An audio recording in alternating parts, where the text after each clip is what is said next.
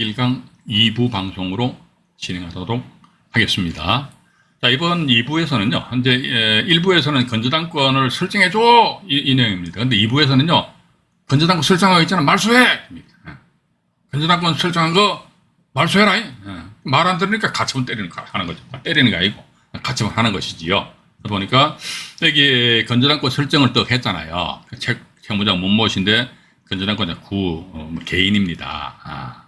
개인인데, 봐가지고 보니까, 11번 건저당권 가처분. 이것도 보면 11번 건저당권 가처분. 그러니까 사해행위 취소로 인한 원상회복, 이게 한마디 이게 없애라 이거죠. 또 밑에 보니까 이것도 마찬가지 사해행위 취소로 인한 내용은 용어는 좀 틀리죠. 건저당권 말소 등기 청구권에서 기술보증기금하고요. 경기신용보증재단에서 그러면 가처분을 했는데, 그럼 우리 투자자 입장에서는 이거 어떻게 분석하느냐, 좋다 이거지. 이거 가처분 이게 건자가 주장하는 대로 저당권이 없는 걸로 하자 이거지. 없어, 완전히 없어져 버렸어. 없어졌다 이랬을 적에 그러면 이게 다른 권리가 경매 신청하였는지 그런 사실관계에 대해서 이제 등기부등본 가지고 우리가 천천히 한번 분석을 해보셔야 된다는 것입니다. 이건 지금 잠깐만요. 이게 한 장밖에 없네요. 그럼 이걸 가지고 제가 경매정보지에 의해 가지고요, 2020 타경인데, 지금 사실 이게 중요한 게 아니고요. 이 지금 제가 현재 경매 진행 중인 사건인데 이게 엄청 중요한 내용이 있거든요. 그것 때문에 제가 제가 덤숭덤숭 하는 거예요. 2020 타경에 727. 그래서 오늘 방송하다가 좀 시간이 좀 오버하더라도요, 이건 제가 말씀 다 드릴 테니까, 여러분들 오늘만큼은 좋다 하시면 안 됩니다. 여기 보시면요, 밑으로 내려가 볼게요. 아우, 복잡해. 복잡할 것도 없죠. 와가지고. 가처분, 아까 우리 등기부등본 보셨잖아요. 뭐 기술신용보증하고 경기 무슨 재단인가요?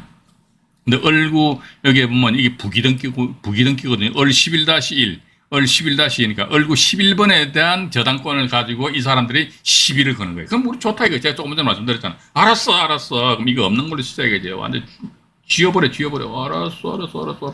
근데 경매 누가 집어넣었지? 경매 누가 집어넣었지? 보니까, 자, 화면을 조금 조정해 드릴게요. 경매를 누가 집어넣어 버렸지? 보니까 이게 나와 있잖아요. 보시게 되면요. 임의경매 누가 집어넣습니까?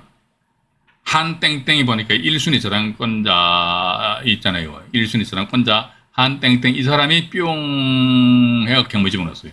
그럼 아까 말씀드린 뜻입니까? 이게 저당권 이게 있으나 마나, 있어도 그만, 없어도 그만. 전혀 신경 쓸 필요. 왜냐면 이게 없다 손치더라도 이 저당권에 의한 경매 신청은 타당한가 타당하지 않는가? 타당하다 이게죠, 그죠? 또 나가서 저당권자가 이렇듯이 경매 신청에 의한 경매 기입 등기 됐잖아요, 그죠? 경매 기입 등기되고 경매 진행 중입니다. 요건 이제 나중에 조금 이따 말씀드리겠는데, 경매 진행 중인데, 경매 신청의 원인이 된 이 1순위 저당권을 말소하라는 어떤 가처분이 딱 들어왔다 이거죠. 이랬을 때, 관계 우리 투자자 입장에서는 이런 물건 입찰 들어가도 되나 말, 무조건 들어가도 돼요. 들어가가지고, 대금 납부하면 내게 되고, 대금 납부하기 전에 예를 들어가지고 건저당권 설정 계약 자체가 취소가 돼가지고, 그러니까 사해행위다. 채권자 입장에 봐가지고 무슨 소리 하는 게 이거 가짜다 사회행위다 해가지고 이게 취소가 되면 저당권 자체 효력이 없어지게 되면요, 그때 낙찰자 대금 납부하기 낙찰 받았는데 대금 납부하기 전이다 그러면 대금 납부 안 하고 법원에서 연락이 와요. 안정현 씨 왜요? 이 사건 경매 취소 기각 결정 났으니까 그래서 입찰 보증금 10% 찾아가. 그러면 여러분들 어떻게 하시면 됩니까? 에이씨 하면 찾아가면 될 거 아닙니까? 그죠?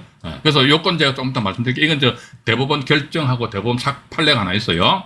근데 이 건 같은 경우 후순위 저당권 말소해! 라는 그런 내용이잖아요. 그죠? 이거 말소하, 얼굴 11번 이거 말소하라는 소리. 이거 지워요.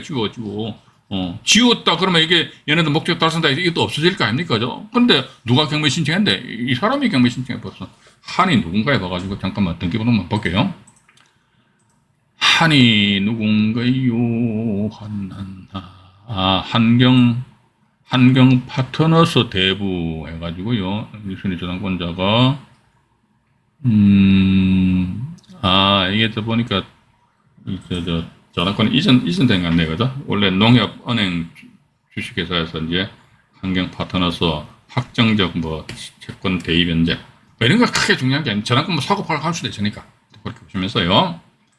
이건 큰 문제는 없다더라. 일단 그렇게 보시고요. 문제가 없기 때문에 이 건 같은 환무 보세요. 얼마 몇 프로 낙찰됐습니까? 117%확 이게 확 써버린다는 거예요. 이게 우리는 이제 이런 여기 낙찰 가율 프로테제에 대해서 너무 확 민감할 필요는 없다. 저는 그렇게 봅니다. 제가 사실은 제가 옛날 이야기는 안 하잖아요. 제가 1990년대부터 경매했으니까 그건 진짜 옛날 이야기예요. 그거 지금 이야기하면 뭐 짧긴데 1990년대가 제가 회사 다닐 때부터 하니까 저는 1980년대 후반부터 그때는 그 입찰제가 아니고 호가제였어요. 호가제.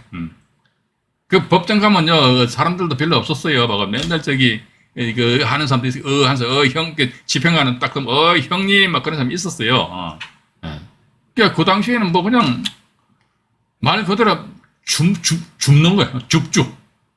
근데 지금은 이제 인터넷이 발달되고 이게 사람들이 경매에 대해서 관심을 많이 가지다 보니까 또 사람들이 아직도 인식이 그런 참 안타까운 사람들이 있습니다. 경매는 싸대. 싸기는 개뿔이나 싸. 돈 되는 건 절대로 안 쌉니다. 그러니까 단지 뭐다. 우리가 부동산 매입하라는데 일반 그 내가 사는 동네에 가가지고 그 부동산 매입하는 것처럼 난 단지 법원 가서 부동산 사는 거예요. 그냥 제값 주고 부동산 사는 거예요. 제값 주고 부동산 사가지고 이게 뭐 6개월이든 1년 후에 보니까 값이 올라간다. 아, 그때 시세 차익을 노리면서 일단 수익을 챙기는 그런 그 마인드를 가지셔야 되는 것이지. 아, 싸기 때문에, 저도 간혹가다 사무실에 앉아있으면요, 저희 집사람 바로 옆에서 부동산 중개한다고 그랬잖아요. 한 20년째 하고 있는데, 사무실 간판에다 법원 경매 붙여놓으니까 사람들이 씩 와요. 오더니, 법원 경매 요즘 싼 거 없나요? 그래서 저는 웃어요. 왜냐면 손님이니까, 아유, 별로 없습니다. 속으로, 에이, 그 개뿔이나 뭐 어떤 모르면서 말이지. 항상 그런 말씀 드립니다. 어쨌든 봐가지고 이게 117%라는 것은 금액, 이게, 아마도 그거 같습니다. 그러니까, 이 가격 시점이 2020년 2월 10일이고, 이때 가격이 폭등이 일어났던 시점인가요? 봐가지고, 2020년 10월 6일 같으면 한 8개월 차가 난단 말이죠. 어쨌든 봐가지고 상당히 높은 가격으로 낙찰되었다더라. 그러니까 내가 낙찰을 못 받는다고 막 자기 자신 자학을 하지 마시고요. 주변 상황 봐가지고요. 시세가 이 정도 되면 그 정도 질러야 돼요. 이제 지르는 그런 마인드로 나가셔야 되지. 권리 분석 아무리 잘하면 뭐 할 겁니까? 필요 없어요. 봐가지고 권리 분석 적당히 하면서 낙찰 잘 받아 돈 잘 버는 사람 장땡이라니까 경매는요. 그죠? 그렇게 좀 이해를 하시면서요. 그 다음에 또 이제 두 번째 사건 하나 또 잠깐만요. 메모 좀 하고요. 근데 성남으로 넘어갑니다. 이 성남 사건은 좀 2010 타경이 넘어오거든요. 2010 이것도 보면 성남 사건인데 이것도 역시 마찬가지 이겁니다. 보니까 건전당권 설정하니까 8번에 8-1, 8-2 나가잖아요. 그죠? 8번 건전당권 가처분, 8번 건전당권 가처분해서 피 보는 권리 쫙 보니까 뭐죠? 사해 행위입니다. 어쨌든 채권자의 채권 회수를 방해하는 행위입니다. 사해 행위가. 사해 행위 취소로 인한 원상하게 이게 죽여라기. 또 이 밑에 또 나와 있잖아요. 사해 행위 취소로 인한 건전당권 설정 등기 및 소유권 이전 등기, 말소 등기 청구권 해서 어쨌든 이거 말소 죽여라 저당권. 죽여라 이렇게 나와 있거든요. 그래서 이 건도 역시 마찬가지 경매 정보지를 보시면서 제가 설명을 더 드려보도록 하겠습니다. 성남 사건인데 2010 타경이니까 조금 오래됐습니다. 오래돼도 이런 권리 관계는 옛날에는 지금 변함이 없잖아요. 그래서 하나의 샘플로 이제 소개 말씀드린다. 일단 그렇게 이해를 하시고요. 이 사건입니다. 이 사건인데 밑으로 쭉 내려가 볼게요. 내려가 보니까 얼구 8-1, 8-인데 결국 뭐다. 이 사람들은 요 얼구 8번 있잖아요. 이걸 죽여라 이게지. 죽여라. 제가 아까 말씀 안 드렸습니까? 알았어. 근데 죽일게. 그러니까 우리도 이제 경매 정보지 보실 때 손을 쭉 꺼버려요. 완전 죽여버려. 이 상태에서 경매 누가 집어넣었어? 보니까 이 국민은행인가요? 잠깐만요. 일단은 등기부문 한번 볼게요.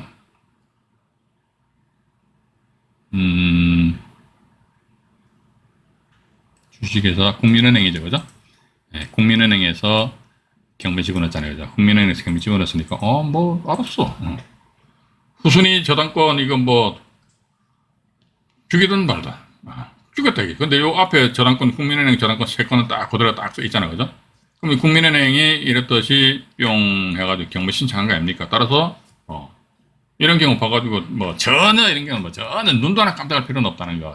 그래서 그때 이제 우리는 뭐 딱 보는 순간 이게 경매 물건에 있어서 경제적 가치 있니 없니 이제 시세 조사 똑 소리 내게 하는 거. 이게 경매 제가 볼 때는 잘하는 사람은요 시세 조사 이게 참 똑소리 나게 잘하는 사람이에요. 근데 이게 시세 조사가요 이게 그렇게 간단한 게 아닙니다. 이렇게 임장을 통해 가지고 시세 조사한다고 그러는데 우리 대체적으로 보면요 뭐 저부터도 그러니까 임장 나가기 전에 뭐 하면 저 아파트 같은 경우는 그럼 저도 아파트 입찰 들어갑니다. 많이 떨어져서 그렇지. 요즘 잘 안 들어요. 근데 주로 뭐 어디 겁니까? 저 국토교통부 실거래가 사이트 들어간다든지 뭐 그렇게 하잖아요. 그죠? 이렇게 조사를 하시는데 어쨌든 말씀은 제가 그렇습니다. 이게 임장 활동을 똑바로 하셔야 된다. 이 말씀 드리면서도 이게 어쨌든 시세 조사를 확실하게 하셔야 되지 않겠느냐 하는 그런 말씀을 드려보고 싶습니다. 자, 이제 이번에 세 번째가 뭐냐면 이제 중앙 이것도 보니까 세 번째 사건인데요. 건전한 말소 가처분 넘게 해가지고요. 이것도 보면 이제 패턴 똑같아요. 봐가지고 건전한권 설정해가지고 건전한권 김개인인데 에서 개인에서 9번 건전한권이 또 다른 김모 씨한테 이게 넘어온 것 같아. 넘어오니까 이제 9-4 해가지고 9번 건전한권 가처분. 이 뭐에 피보증 권리 뭡니까? 채권자 취소권에 기한 건저당권 설정 등기 말소 등기 청구권이 그럼 도대체 이 건저당권은 말이지 선순위 건저당권인지 후순위 건저당권인지 여기에 대해서 이제 경매 정보지를 딱 보면서 나름 우리가 이제 좀 분석을 해보셔야 되지 않을까 하는 그런 말씀을 드려보고 싶어요. 18073 성북구 정릉동에 소재하는 아파트입니다. 성북구 정릉동에 소재하는 아파트인데요. 밑으로 쭉 내려가 볼게요. 내려가 보니까 9-4잖아요. 그러니까 9번 건전한권 이거 죽여라는 소리니까. 알았어 죽여. 쭉 그어버려. 근데 경매 누가 넣었어? 이 사람 넣었잖아요. 이위경매 이렇게 집어넣었잖아요. 그죠? 그럼 봐가지고 얘가 죽든 말든 낙찰자에 나하고는 전혀 관계없어요. 이게 봐가지고 저것들끼리 가처분해가 뭐 싸움을 한다 그런데 어차피 경매 결과 여기에 소멸 기준 걸리잖아요. 그죠? 그럼 뭐 뒤에 있는 건 당연히 자동적으로 소위 자동빵으로 해가 짱짱짱짱 다 말소돼 버린다는 거. 그죠? 그렇게 되기 때문에 이게 저당권 설정 등기 말소 가처분이다. 그러면 말소를 대상으로 하는 건전한권의 순위가 어떻게 되느냐. 후순위더라. 대체적으로 뭐 신용보증기금이라든지 이런 데서 그 건전한권 설정한 것을 말소 가처분을 많이 하는 경우가 있습니다. 왜냐면요. 신용보증기금에서는 예를 들자면 저 부동산 소유자에 대해서 채권을 가지고 있는데 갑자기 가뜩이나 말이지 앞에 저당권 설정돼가지고 신보의 어떤 자기네 채권 해소하는데 좀 애로사항이 있는데 갑자기 또 엄한 놈이 또 저당권을 뻑 설정해버리네. 신보에서 열받잖아요. 그죠? 야, 저 가짜다 말이지. 가짜다 해가지고 그때 건전한권 말소 가처분 하면서 소송하고 이런 식으로 됩니다. 일단 그렇게 보시고요. 여기까지는 그냥 그대로 넘어가는 거예요. 이게 그대로 넘어가는데 이제 요게 지금 현재 경매 진행 중인 사건이 이 사건에 아마 지금 제가 저희 그 구독자 중에서 한 분이 말이죠. 제 영상물 밑에다가 댓글로 사건번호를 이게 달아주셨어요. 그래서 저도 이걸 알았죠. 그래서 55569 성동구 마장동에 있는 아파트인데 현재 경매 진행 중에 있습니다. 경매 진행 중에 있는데 1차 감정 가격이 12억 8천만 원인데요. 봐가지고요. 뭐 7차 해가지고요. 보세요. 요건 이 사건 잘 들으셔야 됩니다. 2023년 8월 7일자 해가지고요. 12억 8천만 원짜리가 3억 3,554만 4천 원까지 금액이 떨어졌어요. 이 사건 보니까 전용 면적이 84.93제곱미터잖아요. 이게 33평형입니다. 33평형인데 지금 이게 보니까 2021년도 9월달 이후에 거래가 전무입니다. 거래가 하나도 없어요. 그래서 2021년 9월달 보니까 2, 3억 정도 했는데 과연 이게 지금도 이렇게 하는지는 제가 의문이 갑니다. 상당히.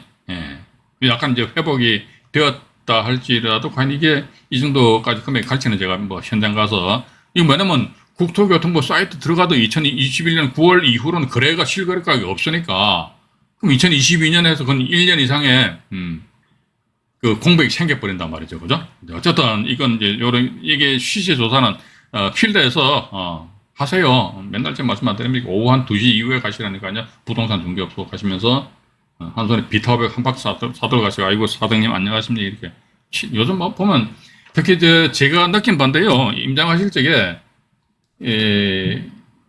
남자 사장님들이 앉아 있는 데보다는 여성 공인중개사분들이 앉아 있는데 그분들 참 친절하시더라고요. 가시고도 아이고 소장님 이렇게 하세요. 어떤 무식한 사람도 아이고 아줌마 그래 확 그냥 그러면 안 돼요. 말 한마디에 어떻게 천냥빚 갚잖아요. 그죠? 그래서 그렇게 함으로써 접근하면은 내가 원하지도 않은 정보를 그쪽에서 이제 술술술술 이야기를 해줄 수도 있다는 겁니다. 왜 그러냐면요. 그분들 같은 경우는요. 매물이 나왔다 그러면요. 자기는, 왜냐면 이게 부동산 중개다 보면 경쟁이 됩니다. 경쟁이. 그러다 보니까 매물이 나왔다 그러면은 어떤 사람들 그런 얘기 합니다. 그 가서 부동산 가서 가격 조사하게 되면 그쪽에서 역정보를 알려줘가지고 말이지. 그런 거 걱정하지 말아요. 봐가지고. 이 양반들 부동산 중개하시는 분들 있잖아요. 그 지역에 부동산 매물로 나왔다 해가지고 막 저 아버지가 뭡니까? 한국은행 총재입니까? 매물로 나오는 족족 전부 다 자기 돈 가서 삽니까? 그건 아니거든요. 중개는 많이 해야 중개. 그러다 보니까 이게 가서 잘만 이야기하시면서 그 사람들 마음의 문을 열게 되면은 내가 예상하지도 못했던 예측하지도 못했던 그 지역의 어떤 개발 정보라든지 예를 들자면 말이지 모아타운 말이지 가로주택에 의한 모아타운 어쩌고 자양동에 대해서 이제 그런 게 있는데 자양동에서 부동산 하시는 분들조차도 이게 모아타운이 어디 있는지 조차도 모르는 사람들도 있더라고. 답답해 봐가지고 그래서 여러분들 부동산 경매도 부동산이니까 투자하신다 그러면요 유튜브상에 그 경매 채널보다는요 부동산 투자를 전문적으로 방송해주는 채널이 있어요. 예. 그런 채널을 여러분들 중점적으로 구독을 하십시오.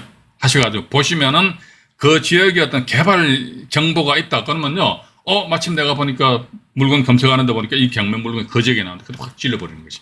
그런 건 정보 내용을 보고 확 찔러버리는 것이지 그냥 막 무턱대고 그냥 해서는 안 된다. 법원 경매가 이게 제가 잠깐 말씀 안 드리면 쉬워요. 그런데 일반인들이 접근 방법을 모르는 거예요. 맨날 봐가지고 그럼 답도 안 나오는 뭡니까 말수 기준 걸 그것만 가지고 앵앵거리 사는 게 답이 나옵니까? 안 나오지. 이제 끝 하고 이제 밑으로 내려갑니다. 이제 밑으로 내려가서 뭐를 보여드리냐면 여기 쭉 내려갑니다.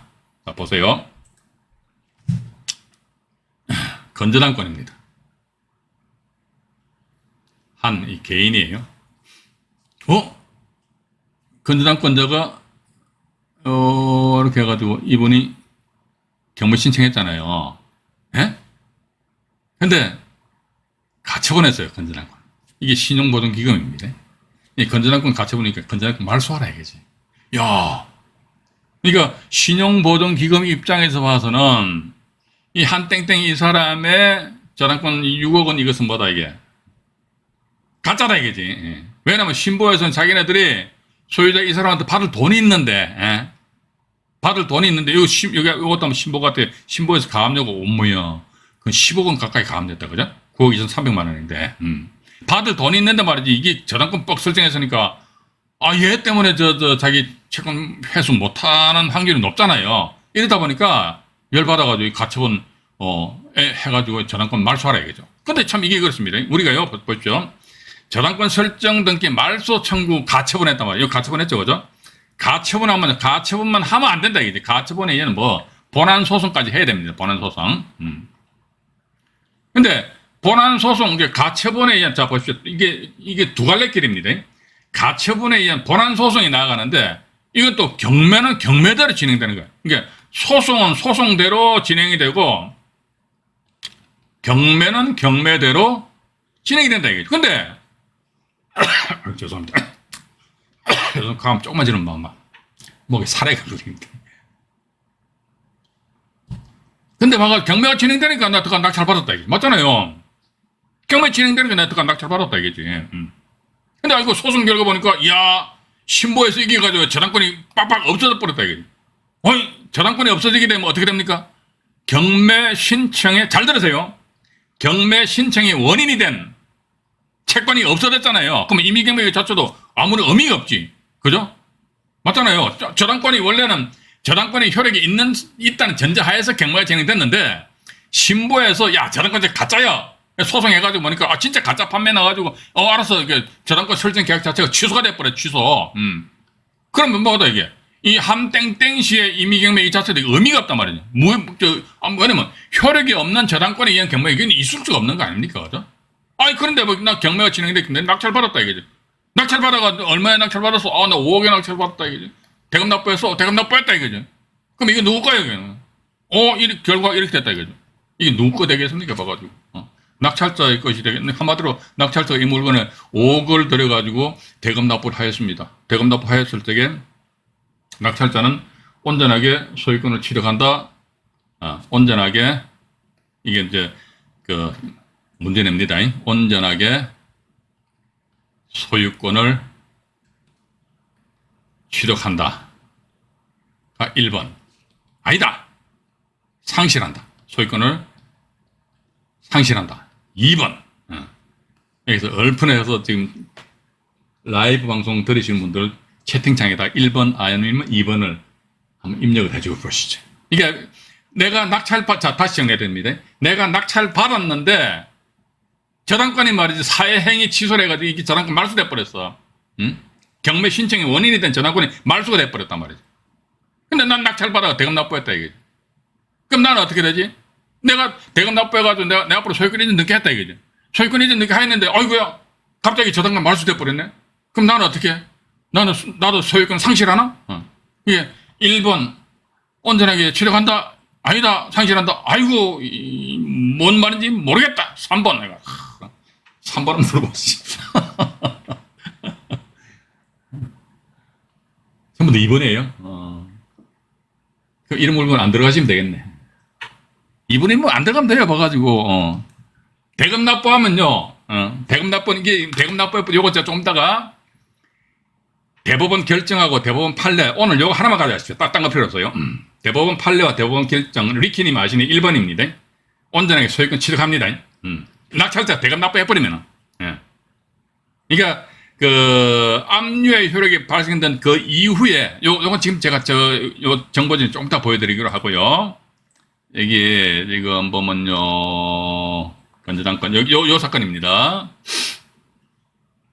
이게 지금 보면요 한땡땡 이 사람이 건저당권자 임의경매 신청했어요. 이분이 한땡땡 이 사람이잖아요. 이 사람이 이제 경매 신청했단 말이지. 이게 2021년 7월 달에 저당권 설정해가지고 2021년 11월 달에 경매 신청이 기입된 게 여기에 압류 효력이 발생된 때란 말이죠. 그죠? 했어요. 하니까 신보에서 뭐 어떻게 했습니까? 1번 건저당권 가처분. 이 피보등 권리 보니까 사회 행위 취소로 인한 건저당권 설정 등기의 말소 청구권. 이게 현재 소송 진행 중에 있습니다. 소송 진행 중에 있고요. 신보가 원고가 되고 또 뭐 한땡땡 이 사람 피고가 돼가지고요. 이제 최종 판결이 언제 나느냐니까 7월 13일 날 오늘이 7월 3일이죠. 10일 있다가 7월 13일 날 동부지방법원에서 판결이 납니다. 판결이 나는데 자 일단은 다음 페이지를 보죠. 요 가처분 나해 사건 내역입니다. 요것도 보면 지금 대법원 홈페이지 들어가셔가지고 이 사건 번호는 보면 등기부등본서에 다 나와 있거든요. 법원은 동부지방법원 나와 있고 요 사건 번호 딱 입력하시면은 이게 떠요. 그 다음에 당사자 이름 해가지고 신용보증기금 하나 입력하시면은 그 다음 밑에 1년 번호 해가지고 숫자 6개 숫자를 입력하라는 게 떠요. 그러니까 컴퓨터에서 시키는 대로 하면 됩니다. 한번 보니까 이제 건저당권 처분금지 가처분해서 한땡땡 이분이 저당권이잖아요. 저당권자. 저당권자 돼 있거든요. 그래서 이제 요건 이제 가처분 등기와 관련된 것이고 그렇다면 이게 가처분만 해놓으면 안 되죠. 왜냐면 신보 입장에서 봐가지고 저당권자 가짜다 이거지. 가짜다 이거지. 그럼 어떻게 하면 소송해야 될 거 아닙니까? 가짜다 그러면 소송해서 저당권을 완전히 무력화시켜 버려야 된다고. 그래서 그 다음 페이지를 보니까 이 사건과 관련된 요게 이 사건과 관련된 사회행위 취소와 관련 소송입니다. 원고가 뭡니까? 신보고 피고가 한모씨 이 사람 저당권자잖아요. 그죠? 저당권자인데 맨 밑에 제가 노랗게 표시해놨습니다. 2023년 7월 13일 날 판결 선고일 해가지고요. 7월 13일 날 판결 선고일이에요. 근데 이 물건이 다음 기일이 언제나니까 8월 7일입니다. 그러니까 7월 13일 날 해가지고 저당권이 효력이 있다, 효력이 없다, 여기에 대한 일단 그 판결이 난단 말이죠. 그죠? 만약에 판결이 나는데 입찰기일은 8월 7일이다. 근데 이렇게 보시면 됩니다. 봐가지고 7월 13일 날이 그 판결 선고 기일이잖아요. 그죠? 판결 선고 기일인데 이때 봐가 저당권 이거 가짜다 해가 저당권 말소해라 그러면요. 이때는 아마 8월 7일 날 기일이 안 잡힙니다. 왜냐면은 말소해라 그러면 신보에서 얼픈 판결을 받아가지고요. 법원 담당 경매계 가지고 우리 있잖아 이거 저당권 말소 이거 판결 받았기 때문에 이게 따라서 이것은 이 경매는 원인 없는 경매가 된단 말이죠. 맞잖아요, 그죠? 저당권의 효력이 없어졌기 때문에 그러니까 소송 결과 신보가 이기고 저당권자가 졌다 그러면 저당권 말소된단 말이죠, 그죠? 이런 상태에서 보니까 신보에서 얼픈 판결을 가지고 법원 가서 저당권 말소를 시켜버린다. 그럼 더 이상 경매 진행의 원인이 되었던 채권, 즉 저당권이 없어져 버렸잖아요. 그죠? 그럼 더 이상 경매 진행을 할 실익이 있다 없다? 없죠. 이때는 모두 법원에서는 직권으로 취소 기각 결정을 내려버린다. 이렇게 나옵니다. 여기까지 말씀드리고 또 다음 페이지에 더 중요한 내용이 있어요. 요런 건 이야기 안 할게. 봐가지고 또 이야기하면 또 돈 발긴 달고 또 이야기 안 할게. 자, 보니까 건저당권 여기가 중요한 겁니다. 말소 가처분과 낙찰자의 지위 관련 대결과 대판 이렇게 나와 있어요. 대결과 대판. 대결은 대법원 결정이고, 그죠? 대법원 결정이 대결이고요. 대판은 대법원 판결입니다. 대결과 대판. 여기 보니까 여기가 이 사건번 하나 적어놨죠. 대법원 92마 719 결정이 이렇게 나와 있습니다. 먼저 이거 한번 읽어봐 드릴게요. 일단 유효하게 성립되었던 담보권이 경매 절차 개시 후 하니까 경매 기입 등기 됐단 말이죠. 경매 기입 등기 돼가 경매 진행 중이야. 피담보 채권의 변제 등이니까 변제도 되고 아니면 또 저당권 말소 가처분해서 말소돼 버렸는 말이죠. 변제 등이 사유라니까 담보권이 소멸했던 게 저당권 말소 저당권 설정 등시 말소 가처분해가지고 소송해서 말소돼 버렸다는 게. 그러니까 그랬을 때 뭐 담보권이 소멸하였다 하더라도 이렇게 나오시면 돼요. 하였다 하더라도 낙찰자가 매각 대금을 완납하면 소유권을 취득한다 이렇게 나와 있어요. 근데 여기 요 내용은 따라서는 제가 뭐 문맥상 넣어놨는데 사실은 여기에 대법원 92마 719 결정문은 여기 이렇게 됩니다. 이게 요거 한번 읽어봐 드릴게요. 요거 나중에 여러분들이 방송 끝나시고요. 요런 거 대법원 들어가셔가지고 이걸 컴퓨터로 저장하셔가지고 잘 읽어보셔야 돼요. 이게 보니까 채무자가 경락인의 대금 완납 이전에 채무를 변제하여 이게 무슨 말이냐면요. 이렇게 돼 있어요. A가 저당권 설정되고 A가 임의경매 신청했어요. 그러니까 채무자가 A 빚을 변제를 해버렸어. 변제. 왜냐면 경매가 진행되는 와중에 낙찰자가 대금 납부하기 전까지는 이 채무 변제를 할 수 있거든요. 잠깐만요. 뭔가 좀 자, 변제를 했다. 보니까 경락인의 대금 완납 이전에 이게 대금을 완납하면은 일단 그 부동산 낙찰자의 것이 되기 때문에 따라서 모든 어떤 경매 사건에 있어서 권리관계가 발생 변경 소멸될 수 있는 종기는 언제냐. 그러니까 낙찰자가 대금 납부하기 직전입니다. 대금 납부하면 낙찰자 그때니까 대금 납부하기 전에 대금 보니까 이것도 마찬가지 대금 납부 이전에 채무를 변제했대요. 돈 다 갚았어. 그럼 이게 저당권 껍데기 아닙니까? 허당 아닙니까? 그죠? 변제를 해가지고 담보권을 소멸시켰다 하더라도 이게 또 하더라도 어쨌든 담보권 소멸시킨 거 아닙니까? 하더라도 이를 근거로 이를 근거라는 게 뭡니까 이게? 나의 돈 다 갚았다 이거지. 따라서 어떻게 저당권자로부터 저당권 말소 관련 서류를 받아서 저당권 말소하고 말소된 등기부 등본을 담당 경매에 제출한단 말이에요. 이런 조치를 취해야 되는데 이런 조치를 아마 이 양반은 안 취했던 모양입니다. 그래서 이를 근거로 이의 신청을 하고 그러니까 말소했다 해가지고 이의 신청하는 거죠. 하고 나아가서 경매 절차를 정지시키지 아니하여 원래요 민사집행법에 의한 경매는요 절차법입니다. 이러다 보니까 어떤 그 경매가 진행되는 와중에 있어가지고 누가 이의를 제기합니다. 그러면요 반드시 경매 절차 정지 가처분 신청해야 됩니다. 경매 절차 스탑하라지 꼼짝 말아야 그지. 그래서 꾹 브레이크를 밟아가지고 경매 절차를 스탑 시켜놔야 됩니다. 그 상태에서 또 다른 액션을 취해야 된다는 것이죠. 그죠? 예를 들어 우리가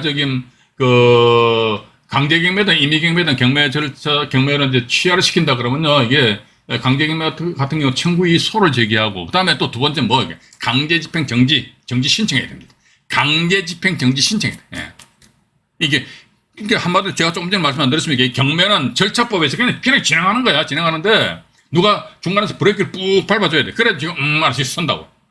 그 상태에서 청구의 소를 제기하고 청구의 소송 결과 채무자 입장에서 돈 다 갚았구나 말이지. 이렇게 하게 되면 경매는 이제 없었던 걸로 된다는 거예요. 단지 청구의 소만 제기했다 그런데 경매는 계속 강제집행 정지 신청 안 했으면 계속 진행된다는 거. 일단 그렇게 하시면서. 그러니까 경매 절차를 정지시키지 아니하여 요게 포인트입니다.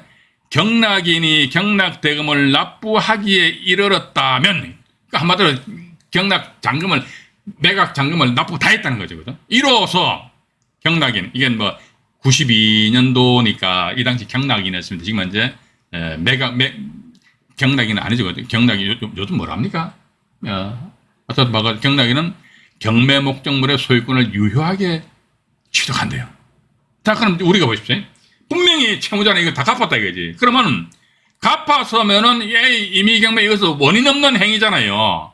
근데 단지 채무자가 나 이 갚았다 해가지고 법원에다가 저당권 말소된 등기부 등본을 제출한다든지, 그죠? 제출만 하면 안 돼. 또 수답부 해가지고 경매 절차 정지 신청해야 된다고. 그걸 안 했어. 나 갚았어.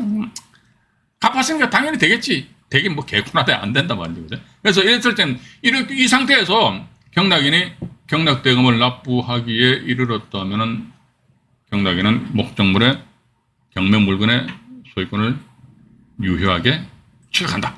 그죠? 이렇게 하시면서 다음 페이지로 넘어가면 돼요. 요 결정과 관련된 내용을 제가 다시 한번 이렇게 92마 719 결정인데 케이스 스타디 해가지고요. 이렇게 제가 정리를 했어요. A가 저당권 설정하였습니다. 근데 A가 나중에 임의경매 신청했어요. 임의경매 신청하니까 경매 기입 등기 때문에 압류 효력이 발생된다 말이죠. 그죠? 경매 진행되는 거야. 경매 쫙 진행되는데 채무자가 말이지 A 채무를 갚아버렸어요. 변제했어. 그러고 나서 멍청이가 가만히 있어. 난 갚았다 해가지고. 가만히 있으면 안 된다니까요. 갚았기 때문에 제가 조금 전에 말씀 안 드렸습니까? A로부터 저당권 말소 서류를 받아가지고 A 저당권을 말소하고 말소된 등기부 등본을 가지고 법원 담당 경매계에 제출하면서 동시에 강제집행 정지 신청까지도 해야 된다는 겁니다. 이렇게 해야지만 완벽하게 채무자는 다시 이 부동산에 대한 온전한 소유권을 취득을 할 수 있다는 것이거든요. 근데 단지 이 사람은 그냥 돈만 갚았어. 그냥 갚고 나서 멍 때리고 앉아있다 보니까 멍 때리니까 경매는 제가 조금 전에 말씀드렸잖아요. 멍 때리고 앉아있으면요. 경매는 그냥 누가 브레이크를 안 밟으면 그냥 쭉 간다니까요. 그래서 너 브레이크 안 밟았네. 그래서 자자자자자 가다 보니까 B가 빡 낙찰 받아버린다. 낙찰 받고 나서 대금을 빡 납부해버렸어요. 그럼 이 부동산 누구 거 B 거 이렇게 됩니다. 그럼 A는 채무자는 뭡니까? 완전히 헛짓거리 한 거지. 돈은 돈대로 다 갚아버리고 말이죠. 맞잖아요. 헛짓거리 한다는 거. 그래서 요런 게 우리가 이게 보면 지금 어떻게 보면 우리 법원 경매가 강제경매 같은 경우는 공신력이 있고 임의경매 같은 경우는 공신력이 없다라는 그런 내용이 있어요. 요 이제 강제경매와 임의경매에 대한 공신력 유무에 대해서는요, 제가 3기 라이브 방송에서 그와 관련된 부분이 있습니다. 그거 가서 제가 그와 관련된 판례들이 상당히 많아요. 지금 제가 여기서 말씀드리는 것은 경매 신청이 한 기입등기 이후에 경매가 진행되니까, 그죠? 저당권자 경매 진행되니까 낙찰받아서 대금 납부했다 이거죠. 그런데 이게 이런 일이 발생되면 안 돼요. 어떤 경우냐 그러니까 예를 들어 저당권자가 경매 신청했는데 이게 저당권자는 애시당초 이 건 같은 경우 채무자가 이제 경매가 진행되니까 갚았는데 이 채무자 갚는 게 아니고 이 저당권에 애시당초 이게 저당권이 효력이 없어요. 무효인 저당권이 무효인 저당권인데 이 사람이 경매 신청해 버렸네. 그러면 B 입장에서 봐가지고 우리는 통상 그렇잖아요. 경매 정보지를 보니까 물건 좋네. 야 저당권자 경매 신청했네. 야 그럼 저당권이 말소 기준 권리가 되네. 기본적인 거 딱 잡잖아요. 잡아가지고 입찰 들어가서 됐네. 그럼 낙찰 대금 납부해 버렸어요. 똑같이. 대금 납부했는데 무효인 저당권에 의해서 경매가 진행이 됐다. 대금 납부하더라도 B는 뭐다? 소유권을 취득할 수 없다 이렇게 됐습니다. 이게 우리는 이런 사태가 우리한테 발생되면 안 돼요. 근데 이게 이 취득할 수 없다는 것도 보면 이게 대부분 판례가 있어요. 이게 대부분 판례가 있는 것을 미뤄봐가지고 경매 사건에서 이런 경우 있었던 모양이에요. 그래서 요 내용은 제가 우리 조만간에 진행되는 3기 라이브 방송에서 강제경매, 임의경매, 공신력, 유무에 대한 그 판결과 이런 케이스로 해가지고 우리 시청자 여러분들에게 다가가도록 하겠습니다. 자, 그럼 두 번째 말이죠. 이제 이게 또 중요해요. 그리고 이것도 빼야 돼요. 제가 문맥상 그리고 넣어놨는데 요 사건 번호 하나 적어 놓으시지요. 2000-44348. 근데 이게 어제까지 제가 대법원 들어가서 이 사건 번호를 검색해 보니까 이 사건이 뜨는데 오늘 조금 전에 방송하기 전에 이 사건을 검색해 보니까 이것도 안 떠요. 봐가지고 이상해요. 봐가지고 어쨌든 봐가지고 어제 제가 캡쳤던 내용이 보니까 채무자와 수익자, 이게 수익자는 건전한권자를 봐야 돼요. 건전한권자. 채무자와 수익자 사이에 저당권 설정행위죠. 그죠? 그러니까 건전한권자 채권자고 채무자이 나오잖아요. 그죠? 채무자가 이제 그 부동산 소유자라고 보는데 물론 이제 부동산 소유자가 아니고 또 물상 보증이 나면 또 제3자가 채무자가 될 수는 있어요. 그런데 어쨌든 저기 저당권 설정 행위가 나옵니다. 한마디로 이제 채권자와 채무자 간에서 있었던 저당권 설정 행위가 사회 행위로 인정이 되어서 사회 행위라니까 채권자 너의 저당권 설정은 말이지 채권자의 채권 회수를 방해하는 행위야. 방해하는 행위. 따라서 이 사회 행위야. 라고 법원에서 이렇게 땅땅땅 판결이 났다는 거죠. 인정돼가지고 저당권 설정 계약이 취소되는 경우, 왜냐면 사회 행위로 인정돼가지고 인정되면 당연히 저당권은 허당이잖아요. 따라서 이 저당권 설정 계약이 취소되는 경우에도 나와요. 에도 당해 부동산이 이미 입찰 절차에 의해서 우리 조금 전에 동부지법 마장동 물건 같은 경우도 저당권자 이미 경매 신청했잖아요. 경매 신청이 현재 경매 진행 중에 있다고. 입찰 절차에서 이제 경매 진행 중에 있는데 8월 7일 날 만약에 매각기일 날 내가 낙찰을 받는다 치자. 낙찰. 그래서 낙찰이 되어 가지고 대금이 완납되었대요. 대금이 완납되었을 때 낙찰인의 소유권 취득에는 영향을 미칠 수 없으므로 뭐다 낙찰자 온전하게 소유권 취득한다니까요. 이게 이것도 조금 더 케이스 문제 나오니까 이거 좀 케이스 문제를 다시 한번 더 다음 페이지에 넘어갑니다. 네, 가지고 전체를 펼쳐놓을게요. 케이스 세 가지로 이렇게 볼 수 있어요. 예, 보시니까 A가 건전한권 설정했습니다. 다음에 A가 이제 임의경매 신청했단 말이죠. 하니까 B라는 사람 나타나가지고 A 저당권은 사회 행위다. 따라서 저당권이고 말소해라 이거예요. 말소 가처분을 했어요. 근데 A는 이미 경매 진행하고 있잖아요. 그래서 조금 전에 말씀드렸죠. 가처분되었다는 가처분 말소해라. 말소 소송이 진행되면서 또 경매가 또 이게 한마디 소송도 진행되면서 경매도 진행되는 거예요. 이 상태에서 경매가 진행되니까 C 들어가서 자기 낙찰 받았다 이거죠. 낙찰 받거나 자기 대금 납부해버렸어요. 대금 납부하고 나중에 말이지 B가 이 A 저당권을 말소하라고 했으니 B 입장에서 봐가지고 A 건저당권이 사회행위로 인정이 돼가지고 이 건저당권이 이제 취소해 말소를 해버렸어. 이랬을 적에 C는 과연 소유권을 취득할 것인가? 이 경우는 제가 조금 전에 말씀드렸습니다. 이 판결에 의하면요, C는 소유권을 취득한다고 그랬습니다. 이게 포인트는 뭐냐? 그러니까 대금 납부했어, 안 했어? 대금 납부입니다. 그런데 조금 전에 말씀드렸죠. 원초적으로 무효인 저당권에 의한 경매 신청에 의해서 경매가 진행되어서 내 낙찰받아 대금 납부했다. 그때는 낙찰자 소유권 상실합니다. 예. 근데 문제는 그렇잖아요. 우리가 저당권이 설정됐는데 저는 뭐 저당권이 말이 무효인지 유효인지 우리 그 알 방법이 있습니까? 없습니까?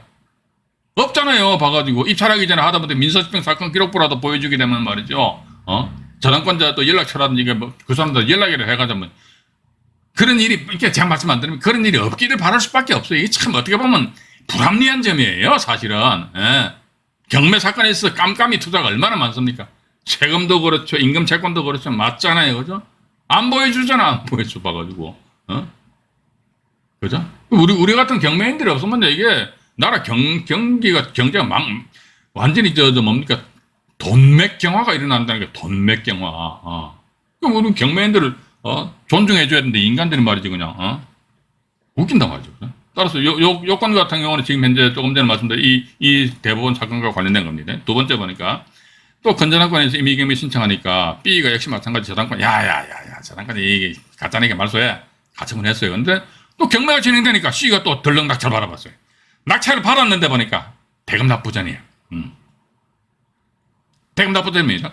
대금 납부전인데 보니까 아마도 대금 납부 낙찰 받고 나서 대금 지급기한 아마 또 제가 편의상 보니까 A 저당권이 취소된 그 뒤에 대금 납부하라 이런 식으로 이제 기일이 잡힌다 그러면은 그때는 봐가지고 어떻게 한다 하더라 봐가지고 C라는 사람이 이 물건 낙찰 받았잖아요. 그죠? 전혀 부담이 없어요. 어떻게 낙찰 받았는데 이게 없어졌네?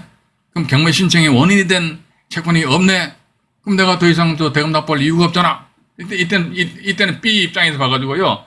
얼푼해가지고 저당권 말소된 등기부등본을 가지고 이게 법원에 가가지고 이거 말소시켜버린다. 그럼 어떻게 법원에서 이거 더 이상 경매 진행을 시킬 필요가 없겠네 하면서 역시 마찬가지 취소 기각 결정 내리면서 그때 C는 뭡니까? 지가 낙찰받았죠. 입찰보증금 10% 법원에 납부했잖아요. 그죠? 근데 돌려받고 나오면 되는 거야. 그죠? 돌려받고 나오면 된다는 것이지요. 그죠? 네. 근데 이게, 요걸 보게 되면 저당권에 의한 임의경매가 되었다 했을 적에 요 저당권에 대해서 말소 가처분이 들어왔다 하게 되면 일단 들어가면 낙찰 받으면 돼요. 받아가 대금 납부하면 될까? 대금 납부 못했어? 그러면 알아서 입찰 받으면 돌려받고 나오면 끝나버려요. 근데 문제는 뭐냐면 이게 저당권이 혈액이 없는 무효인 저당권이 A에서 경매가 진행되었을 경우는요. 설사 낙찰자가 대금 납부했다 손치더라도 낙찰자는 소유권을 취득을 하지 못한답니다. 이와 관련된 판결 사건 번호를 지금 제가 커닝을 한번 해볼게요. 제가 보는 책이 있는데 이게 잠깐만요. 고개를 조금 돌려가지고 잠깐만요. 132 이게 또 하나 적어놓으시기 바랍니다. 대법원 2006 7282 이 사건은 무효인 저당권으로 애시당초 무효이 아니면 위조 서류에 의해서 저당권 설정했다. 요즘 뭐 주민등록증도 위조하고 다 잘하잖아요. 그죠? 등기권리증도 위조하고 완전 올 세팅해가 딱 위조해가지고 경매 치고 났다고. 우리 경매인들 입장에서 그 알 방법이 있습니까? 없습니까? 없어요. 전혀 없어요. 그래서 이게 운칠기삼이라고 어제 나한테 그런 일이 발생 안 되기를 바랄 수밖에 없어요. 이게 참 전 상당히 이런 게 참 기분이 나빠요. 봐가지고 내 돈 내고 내가 입찰 들어가는데 말이지 이런 것까지도 제가 또 이렇게 얘기하면요 또 시청자들한테 겁박을 한다고 말이지 그렇게 막 저를 책망하시는 분들도 계시거든요. 그럼 제가 이런 얘기 하지 말까요? 이런 얘기 해야 될 거 아닙니까? 해가지고 그죠? 하시면서 일단 요거 있고 또 보니까 이제 세 번째가 이겠습니다. 세 번째가 똑같아요. 이게 건저당권 그죠? 이 건저당권 임의경매에 나왔어요. 근데 저당권은 가처분했습니다. B가 가처분했는데 여기 이제 건전항권 A 건전항권 취소됐다. 이게 지금 현재 조금 전에 보셨던 동부지방법원 마장동 건물과는 똑같아요. 건전항권 취소됐다는 걸 이게 아마도 7월 13일 날 해가지고 만약에 7월 13일 날 해서 이 저당권이 이게 효력이 없는 걸로 나와있단 말이죠, 그죠?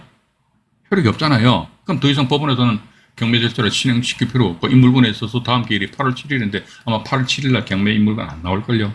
그죠? 그래서 이제 요런 경우는 우리가 이제 보시면서 이걸 이게 제가 보는 관점에 있어서는 이게 상당히 이것도 중요하기 때문에 강제 경매 같은 경우도요, 법원에서 받은 판결문이냐, 아니면 공정음에 의한 강제 경매냐, 여기에 따라서도 낙찰자가 웃을 수도 있고, 울 수도 있고, 왔다 갔다 하더라고요. 임의 경매 같은 경우에 있어서도 때로는 봐서 경매가 진행되었는데, 낙찰자가 어떤 경우는 대금을 납부했다, 그러면, 그럼에도 불구하고 저당권 효력이 없다 손치더라도 낙찰자 소유권을 유지하는 경우가 있는데, 어떤 경우는 낙찰자 대금 납부했는데 보니까 낙찰자 소유권을 상실하는 그런 경우도 있다는 거죠. 그죠? 그런 경우에 대해 가지고 제가 우리 시청자 여러분들에게 자료를 가지고 조금 말씀을 드리도록 할게요. 하고, 잠깐만요. 다음 페이지, 여기 끝이네요. 끝이니까. 이게 보시면서, 그러면 다시 제가 이걸 이제, 이 경매 정보지를, 잠깐만요. 요거네요. 네, 경매 정보지를, 이겁니다, 이거. 이거 보시니까. 이게 이제 지금, 아까 우리 보셨습니다만, 이제 7월 13일 날에 이제 법원에서 이제, 아마 판결이 나는 것 같아요. 그죠? 7월 13일 날. 그러면 좋다 이거죠. 7월 13일 날, 7월 13일 날 판결이 나는데, 만약에 이 저당권자, 이 사람 하게 되면 뭡니까? 저당권의 효력은 유효하다, 이렇게 판단되는 게 아닙니까? 그죠? 그러면 그때 8월 7일 날 이게 경매가 진행되겠지요. 그죠? 그런데 와가지고, 아니야! 이 저당권 효력이 없어. 패. 그러면 신보의 주장처럼 되니까, 그죠? 봐가지고, 패 하면 어떻게, 봐가지고, 이 사람 패됐다면 저당권이 없어진 게 아닙니까? 따라서 경매 절차는 이제, 취소 기각 결정 내버린다는 거. 야, 그런데 좋다 이거죠. 왜? 그렇다면 이 건 같은 경우는, 신용보증기금에서 이기든 지든 관계에 있어서 저당권 말소하고 낙찰자하고는 큰 상관은 없어요. 상관은 없는데, 야, 12억 8천만 원짜리 왜 이렇게 3억 3천5백만 원까지 이렇게 금액이 푹 떨어졌나? 그 이유는 다른 데 있습니다. 어디에 다른 데 있냐? 그러니까 밑으로 내려보니까 항상 임차인입니다. 임차인. 허모시라는 양반 있잖아요. 대학력이 있대요. 어쨌든 2021년 7월 12일자 건저당권보다도 빠르잖아요. 전입했고 전입했는데 확정 없고 배당 없대요. 근데 이 건 같은 경우에 이것도 보니까 최근에 전세 시세는 잘 안 나와 있고, 그러니까 이분이 2021년 3월 달에 임대차 계약 체결한 것을 미뤄봐가지고, 이 본건이 33평형인데, 이것도 전세 금액이 막 덜쭉날쭉해요. 봐가지고, 4억 5천만 원짜리 하는 데도 있고요. 6억 4천만 원짜리도 있어요. 도대체 뭐가 어떤 좋아하는지 모르겠어요. 또 어떤 건 4억 3천만 원 왔다 갔다 합니다. 어쨌든 이분 같은 경우는 낙찰자한테 대항을 할 수가 있고, 그리고 또 두 번째, 대항력 있는 임차인이고, 이랬을 때 과연 이 사람의 전세 보증 금액이 얼마인지, 우리가 이제 내 이 물건에 진짜 들어가고 싶다 그러면요, 이거 현장 가가지고 나름 더 조사를 한번 해보셔야 되지 않을까 하는 그런 생각 가진다는 것입니다. 그죠? 가지는데, 따라서 이건 아마 내가 잠깐만 요거 다시 한 번 더 자료를, 이겁니다. 이게, 신용보증기금 해가지고, 이게 나와있지. 이게 보면 대법원 홈페이지 들어가면 다 우리 검색할 수 있거든요. 나의 사건 검색해가지고, 또 밑에 내려보면 여기에 하단에 나와 있는 서울 동부지방법원 2022 가단 103,882호, 이게 다 나와요. 그럼 나오면 이걸 딸깍 클릭하시게 되면요, 이게 또 다시 하라고 그러네. 이게 대부분 일정 시간이 지나면요, 이게 다시 하라고 그럽니다. 그래서 우리 조금 전에 보셨던, 그런, 이런 내용이죠. 이런 내용이 뜨는데, 특히 이제, 2023년 7월 13일자로 판결 선고기일 이렇게, 나름대로 이제, 낮다더라. 일단 그렇게 보시면서요. 보시면서, 이게 근데 만약에, 서로 어떤, 예를 들자면 저당권 말소해라. 그랬을 적에, 저당권자 입장에서 불복해가지고, 항소할 수도 있잖아요. 그죠? 그러면 항소해. 소송은 소송대로 해. 그러면 이게 경매 진행되거든요. 그럼 이거 낙찰 받으면 됩니다. 낙찰 받아 대금 납부해버린대. 대금 납부 얼른 해버리면 된다. 대금 납부 해버리면요. 그때는 뭐다. 신보 입장에서 봐가지고 완전히 닭 쫓던 뭡니까? 개꼬라지가 나는 것이지요. 맞잖아요. 그죠? 그래서 이런 관계에 대해서도 우리가 이제, 경매 정보지를 보시면서 저당권 말소 가처분이 되어 있다더라 이랬을 적에 낙찰자 대금을 납부하면은 그때는 낙찰자의 것이 된다더라.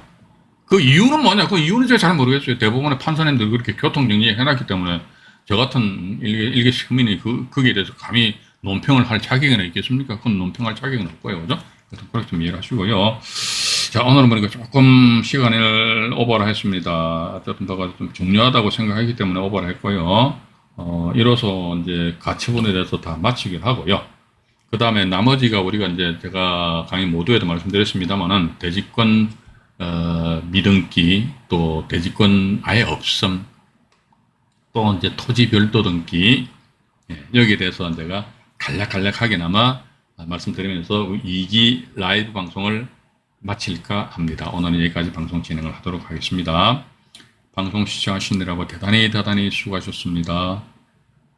날씨가 상당히 덥습니다. 건강 유의하시기 바라고요. 편안한 밤 되시기 바라겠습니다. 이상 안종현이 말씀드렸습니다. 네,